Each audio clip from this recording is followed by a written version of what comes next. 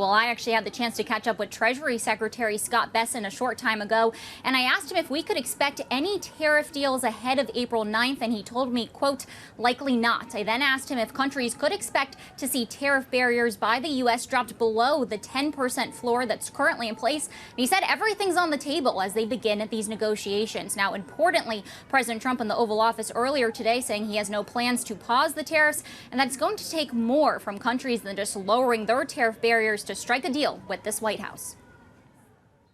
We have many countries that are coming to negotiate deals with us, and they're going to be fair deals, and in certain cases they're going to be paying substantial tariffs. There can be permanent tariffs, and there can also be negotiations, because there are things that we need beyond tariffs.